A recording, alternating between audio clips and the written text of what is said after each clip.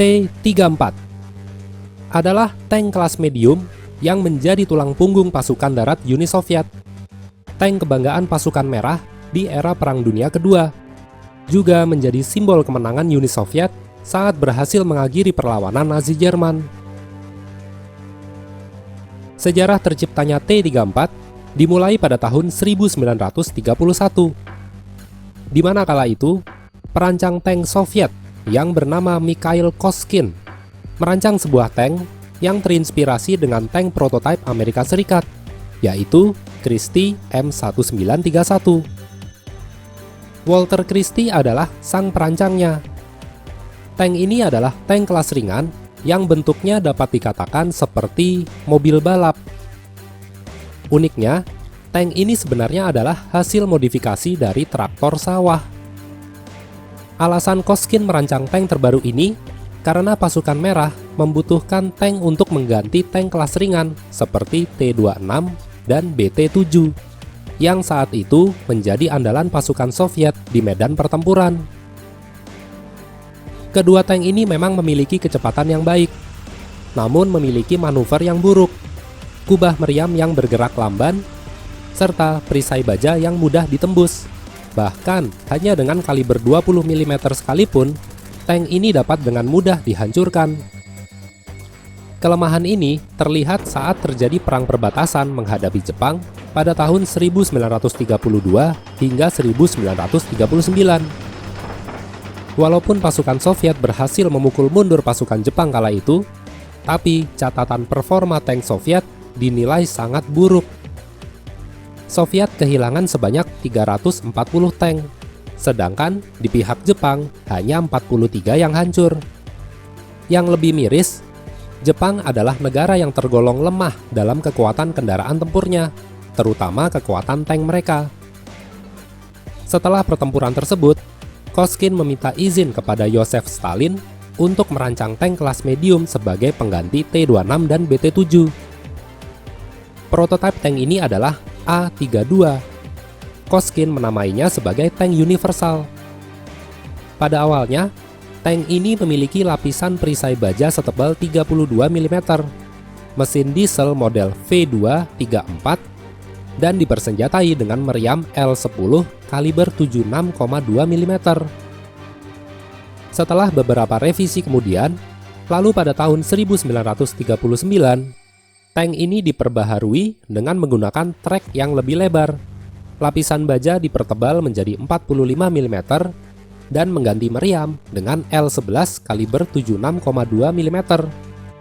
Maka desain prototipe A-32 ini akhirnya mendapat persetujuan produksi untuk dilakukan uji coba. T-34 adalah nama yang dipilih oleh Koskin, karena tank ini adalah salah satu tank impiannya sejak dahulu, tepatnya pada tahun 1934, yang akhirnya menjadi kenyataan. Produksi pertama T-34 ini ditinjau langsung oleh Stalin di Moskow pada tanggal 17 Maret 1940. Uji coba yang dilakukan adalah menguji T-34 untuk melewati berbagai medan seperti salju, lumpur, dan hutan, lalu melakukan manuver di area perkotaan dan kemampuan jarak tempuh. Hasilnya cukup memuaskan.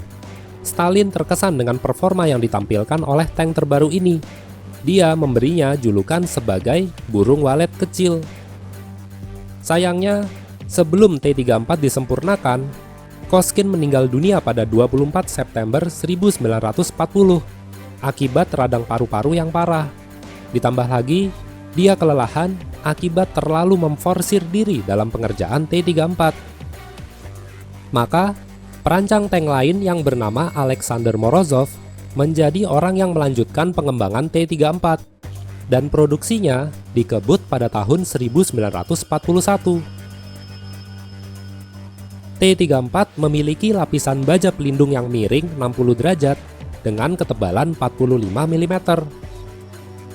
Dipersenjatai dengan meriam F-34 kaliber 76,2 mm, senapan DT machine gun kaliber 7,62 mm, mesin diesel V12 model V234, dan tank ini sanggup mencapai kecepatan 43 km per jam. T-34 memiliki 4 kru, 1 sang komandan yang juga sebagai operator radio, 1 pengemudi, dan 2 orang yang bertugas sebagai pemuat meriam, penembak, dan sekaligus pemegang senapan mesin.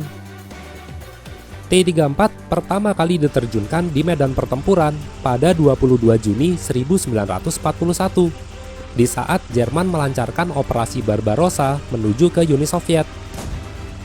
Kala itu, Soviet sudah memproduksi sebanyak 967 tank T-34 dan dibantu oleh 508 tank KV-1 untuk menghadapi serangan panser Jerman.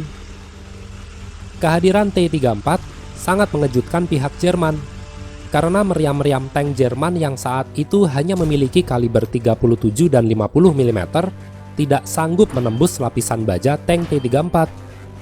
Selain itu, tank-tank panser Jerman yang didominasi oleh panser tipe ketiga dan keempat mengalami kekalahan telak saat berhadapan dengan T-34. T-34 mendapat apresiasi dari seorang jenderal divisi panser Jerman yang bernama Paul Ludwig Ewald von Kleist. Dia menyebut T-34 sebagai tank terbaik di dunia. Apresiasi juga datang dari Hans Guderian, yang juga seorang jenderal angkatan darat Jerman.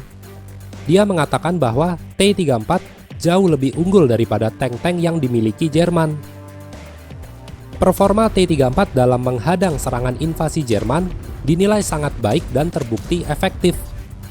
Sebelum pada akhirnya, Jerman memperkuat divisi panser mereka dengan dikeluarkannya panser tipe keempat dan kendaraan serbu Stuck tipe ketiga versi Aus G. Diperburuk lagi, Jerman mengeluarkan tank terbaru mereka, yaitu tank Tiger dan tank Panther, yang sanggup menghancurkan T-34 dengan mudah, bahkan dari jarak lebih dari 1 km. Namun, keberuntungan berada di pihak Soviet, karena intel mereka memberikan informasi bahwa produksi tank Jerman terkendala dengan kurangnya material, sehingga Soviet lebih memiliki keuntungan dari sisi jumlah yang jauh lebih banyak. Hal ini terbukti pada saat pertempuran Kursk pada 5 Juli 1943, di mana kala itu pasukan Soviet berhasil memukul mundur operasi militer yang dilancarkan oleh Nazi Jerman dengan keunggulan jumlah sebanyak 4-1. Soviet memang memenangkan pertempuran, tapi jika bicara soal performa, T-34 dinilai masih sangat kurang efektif dalam menghadapi kekuatan tank-tank panser Jerman, terutama saat menghadapi tank Tiger. Bahkan untuk menghancurkan satu tank Tiger, mereka harus mengorbankan lebih dari 5 tank T-34. Itu pun harus dengan jarak yang sangat dekat, serta harus menembaknya dari samping atau belakang. T-34 memiliki lapisan baja yang dapat dikatakan kurang baik untuk menahan meriam dengan kaliber di atas 75 mm. Lalu ruangan di dalam tank tergolong cukup sempit. Hal ini sangat berbahaya karena jika terkena tembakan meriam berkaliber besar, maka dapat mengakibatkan seluruh kru tank tidak sadarkan diri akibat pecahan dari lapisan baja. Setelah pertempuran Kursk, evaluasi akan pengembangan T-34 kembali dilanjutkan. Kali ini, lapisan baja gubah meriam dipertebal hingga 90 mm.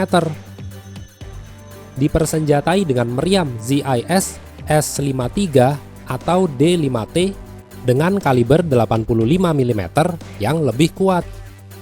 Sisanya masih mengacu pada spesifikasi T-34 versi awal, yaitu tetap menggunakan senapan DT machine gun kaliber 7,62 mm dan mesin diesel V12 model V234. Kelebihan lainnya adalah kecepatannya yang lebih baik daripada sebelumnya, yaitu sanggup mencapai kecepatan 55 km per jam.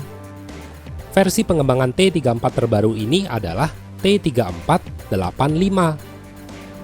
Selama diterjunkan di medan pertempuran, T-3485 lumayan efektif untuk mengimbangi kekuatan tank-tank berat Jerman.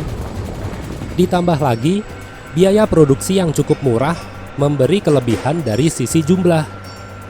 Di saat Jerman hanya sanggup memproduksi 2027 tank Tiger dan 6557 tank Panther, Soviet sudah berhasil memproduksi sebanyak 22.559 tank T-3485. Kelebihan inilah yang membuat pergerakan pasukan Soviet tidak terbendung oleh Jerman, hingga dipukul mundur sampai menuju ke Berlin. Meski T-34 bukanlah tank revolusioner, T-34 bukanlah tank yang lebih tangguh daripada tank Jerman, tapi T-34 adalah tank yang identik dengan kemenangan Uni Soviet di era Perang Dunia Kedua.